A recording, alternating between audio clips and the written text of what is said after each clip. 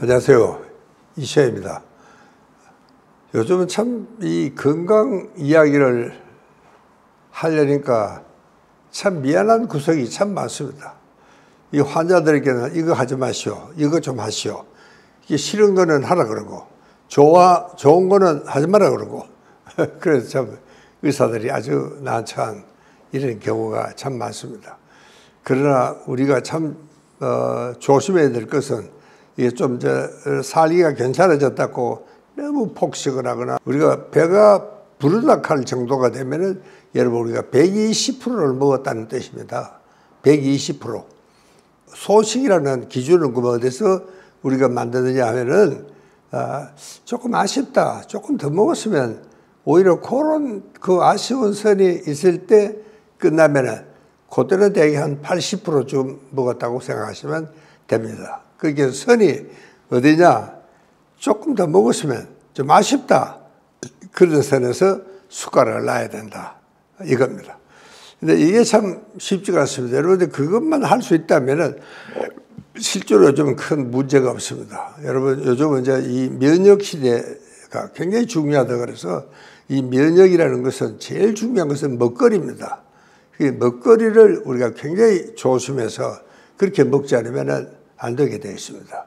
그러니까 우리가 먹거리만 잘 조율해서 건강한 먹거리를 가령 자연식이라든가 면역에 좋다는 음식을 골라가지고 선택적으로 식사를 하고 이렇게 되면은 참 아주 적절한데 우리가 참 식사 마시는 거 두고 안 먹는다는 게 그렇게 참 쉽지가 않습니다. 그러나 어쨌든 우리가 문제는 이제 너무 많이 먹는 겁니다.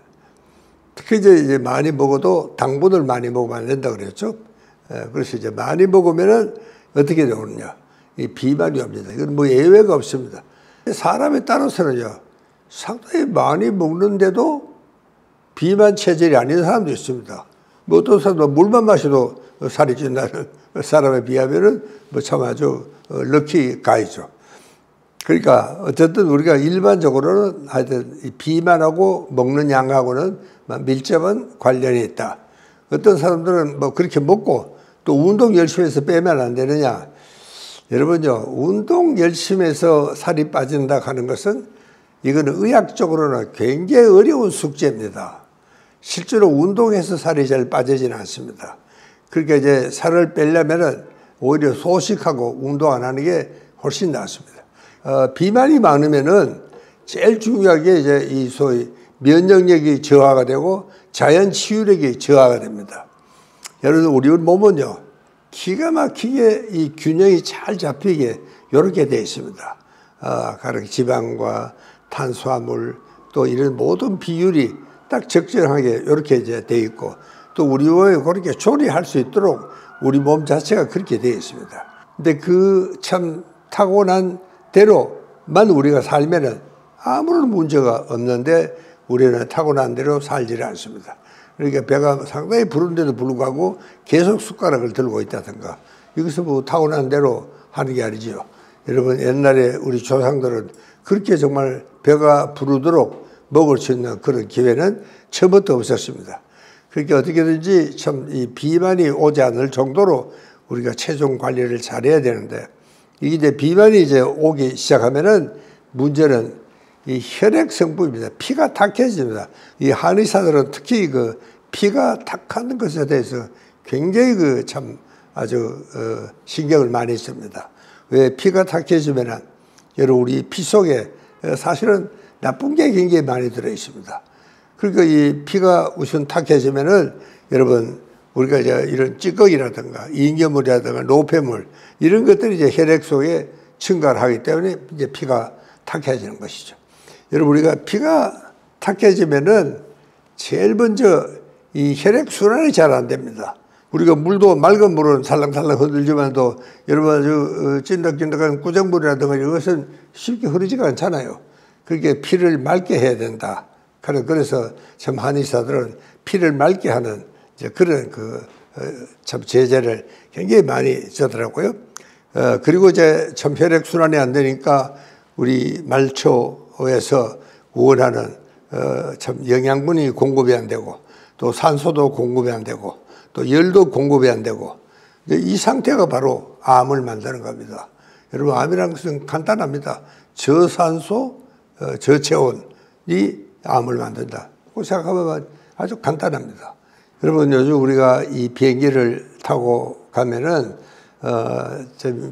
승무원이 한 1시간쯤 가면은 그 앉은 자리에서라도 그 스트레칭이라든가 이런 혈액순환이 잘 될 수 있는 가벼운 운동을 하라고 자꾸 부탁을 합니다.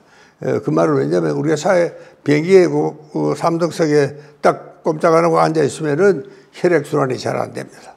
그래서 그 혈액순환이 잘 되지 않으면 이게 문제가 생기기 시작합니다. 그렇게 혈류를 원활히 하기 위해서는 몸은 스스로 이 혈액 점도를 좀 낮춰야 돼요. 여러분 우리가 이 피가 좀 맑은 피 그때만 살랑살랑 흘러가야 될 텐데 이 찌꺼기가 많은 그런 탁한 피는 이 혈액순환이 안 됩니다. 그렇게 혈액순환을 잘 하려고 그러면 어떻게 해야 되느냐. 우선 그 피 속에 있는 나쁜 것들을 우선 동맥배에 갖다 붙여야 됩니다. 그래야지 피가 좀 맑아질 거 아닙니까? 동맥배에 붙이면. 그리고 이제 혈액순환이 좋아지는데 이제 문제는 동맥벽에 붙은 이런 것들은 그럼 어떻게 되느냐. 이게 굳어지는 겁니다. 그걸 우리가 동맥경화증이라고 부릅니다. 그러니까 우리가 이 고기를 너무 많이 먹으면은 살이 찌는 것도 물론이지만 동맥에 피가 탁해지고 피가 탁해지면 혈액순환이 잘 안 되고 혈액순환이 잘 안 되면 혈액의 농도가 굉장히 많이 올라갑니다. 올라가니까 더더구나 이제 이 혈액순환이 안 되죠. 근데 그 점도를 낮추려고 그러니까 여러분 우리가 정말 음식 가지고는 조절이 잘 안 되니까 이 동맥경화증에 대한 약도 먹고 온갖 약이 다 있지 않습니까? 그래서 우리가 적당하게 우리가 참 조율을 맞춰서 그렇게 해야 되는데 고기를 너무 많이 먹으면은 그런 문제가 생긴다. 그렇게 혈전이 생길 정도가 되면은 이게 이제 바로 돌아다니다가 여러분 심장이나 혹은 또 뇌 그 모세혈관을 피덩어리 갖다가 맥혀버리면 바로 사람이 뭐 직사를 할 수도 있고 굉장히 위험한 그게 응급실에서 제일 위험한 환자들이 이 혈전 환자들입니다. 피가 정말 떡 맥혀버리거나 혹은 그렇게 하고 이제 혈관이 터져버리거나 이제 그럴 경우가 제일 위험하고 시간만 조금만 놓치면 정말 좀 문제가 생기기 시작하는 그런 아주 위급한 겁니다. 특히 이제 이 만복 상태가 계속되지 않도록 우리가 식습관을 잘 조정을 해야 된다 하는 이야기를 꼭 드리고 싶습니다. 그래도 이 몸은요, 참 고맙죠. 어쨌든지 피를 좀 맑게 그렇게 유지하려는 청열 작용이 기능을 합니다. 피를 좀 맑게 하는 기능이. 그런데 그게 이제 바로 자연 치유력이죠. 우리 인간이 원래 갖고 태어난 자연 치유력입니다. 근데 이제 여기에도 한계가 있습니다. 계속 그렇게 맑은 피를 만들어 내기에는 그런데도 또 계속 그 나쁜 게 자꾸 들어온다 그러면은 이게 이제 참 혈전을 만들고 혈액순환을 완전히 아주 봉쇄를 해버리는 그런 아주 참 끔찍한 사태가 벌어지게 되는 것도 참 이게 아주 우리가 조심을 해야 되는 겁니다. 이렇게 실제로 우리가 이 피뿐만 아니라 담즙에 담이 진해진다든가 혹은 또 소변이 진해진다든가 이런 것들은 다 어떻게 보면은 이 노폐물이 증가하는 겁니다. 그러면 이제 정말 이게 순환이 잘 안 되죠.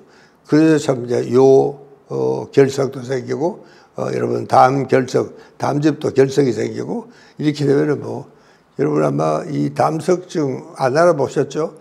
이 담석증 정말 아픕니다. 요즘은 이제 참 뭐 진단 기구가 많이 발달이 되어 있었지만 참 이것은 이 담석증이나 요석증이라든가 이것은 굉장한 통증을 이거 뭐 세상에 이보다 더 아픈 게 없다 그럽니다. 여러분 갑자기 어디 여행을 갔다든가 또 어디 멀리 갔는데 그런 통증이 갑자기 온다고 하면 생각해 보십시오. 도저히 우리 일반 상식으로는 견딜 수가 없는 그런 참 엄청난 일이 벌어질 수가 있다. 그런 이야기입니다. 그러게 참 이 맑은 피는 결국 맑은 환경과 또 맑은 음식을 그렇게 먹어야 되는데 이제 음식을 아무렇게나 먹고 생활 환경이 그렇게 정말 엉망으로 이렇게 살면은 참 우리 몸이 견뎌내지를 못합니다. 그러니까 우리 몸은 이 몸을 깨끗하게 하는 정화작용이 갖춰져 있습니다. 그런데 이 정화작용에도 한계가 있는 겁니다. 이제 이 한계를 넘으면 이제 문제가 생기기 시작한다. 그래서 참 우리가 이 만복 상태가 항상 우리한테는 위험한, 어떨 때는 뭐 굉장히 좀 위급해서 중환자실에 실려갈 정도로 정말 좀 시간을 다투는 그런 환자가 될 수도 있다는 사실을 말씀을 드리고 이야기를 마치겠습니다. 감사합니다.